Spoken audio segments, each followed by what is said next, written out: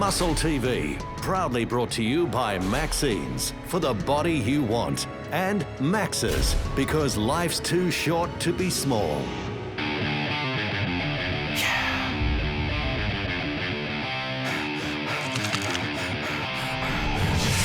There's no cure for this one! There's no cure for this one! There's no cure for this one!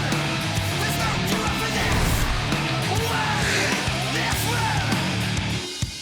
This one! This one! There's no cure for this one! Hello everyone, I'm Tony Doherty and welcome to another big week of MuscleTV.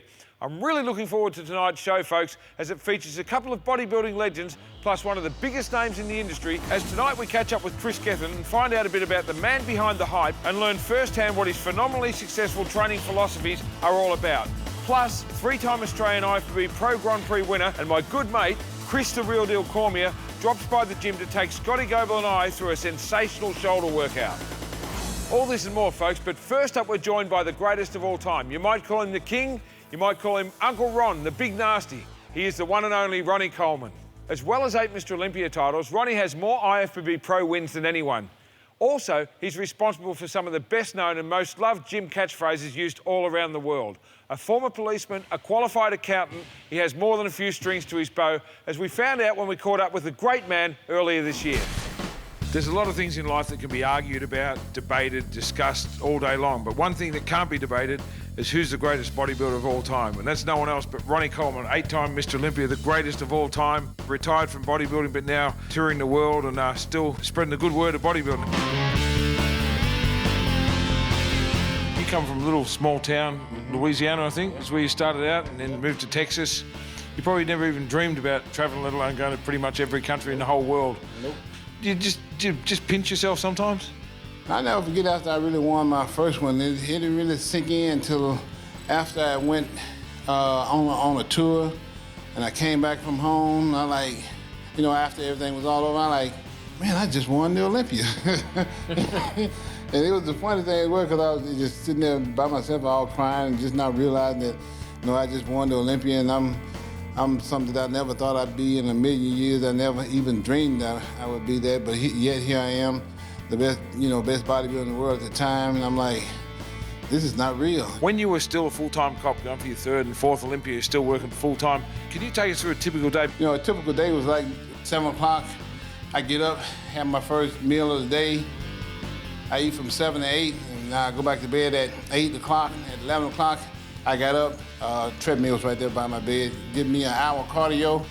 As soon as my hour cardio was over with, I'd run back downstairs again, eat my food, and run to the gym as fast as I could. I worked out about an hour, 15 minutes, so at like 2:15, I was out of the gym, you know, back home, doing my shower, trying to catch me a quick meal. I got to work probably about a minute or 2 minutes before 3 o'clock, enough time to get in, sit down, and then start, you know, briefing.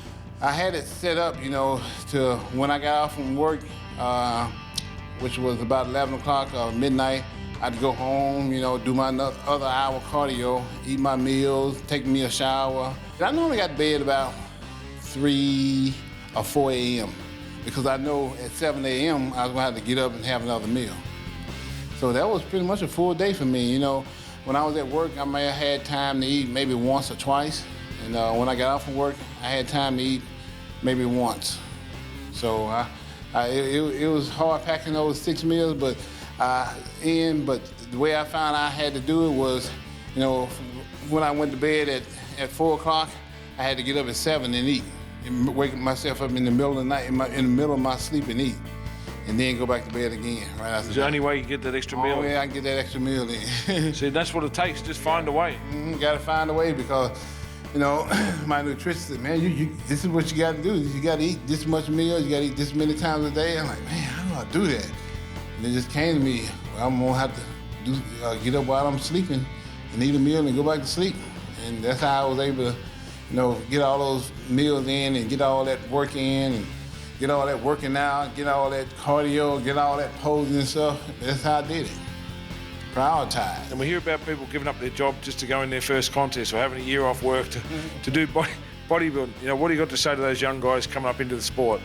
2-time Mr. Olympia at the time, and I'm still working a full-time job. So it's all about, what I was saying earlier, it's all about that hard work, dedication, and being focused and being determined. Finding something that you really love doing, and when you do that, you're really not really working. It was hard for you to stop, wasn't it? You know, we all knew you were coming to the end. Yep. But you didn't want to. You told me that you didn't want to stop. You want to do this forever. I wish I could. But like you say, you know, your body, it's just like anything else, you know, just like a car. You can only drive it for so long, it's gonna be brand new, and then after a while, it's gonna start breaking down on you. I rode it until the wheels fell off, and then I had to go on to something else. You've always been funny, and you know, cracked some great one-liners that went on to be real famous. It must be satisfying to know that all these people in gyms all over the world are screaming, "Yeah, buddy," and nothing but a peanut, lightweight. Now, just about everywhere in the world, even if people can't speak English, they can speak those 2 words, you know? And it's everywhere I go, day in and day out, and it's a never-ending thing. I hear it all the time, everywhere I go. It's still unbelievable to me. Can you close off with a message for your Australian fans after all these years of support? What would you like to say to them? The Australian fans are some of the best fans in the sport of bodybuilding in the whole wide world. And I've been everywhere in the world, and nobody supports bodybuilding like the Australian fans. So I always like to say to them, you know, thank you for the support. I love you, and keep supporting us, because without you, you know, we wouldn't be here. At least I wouldn't. Yeah, buddy. Ronnie Coleman from Max's Muscle TV. We're out.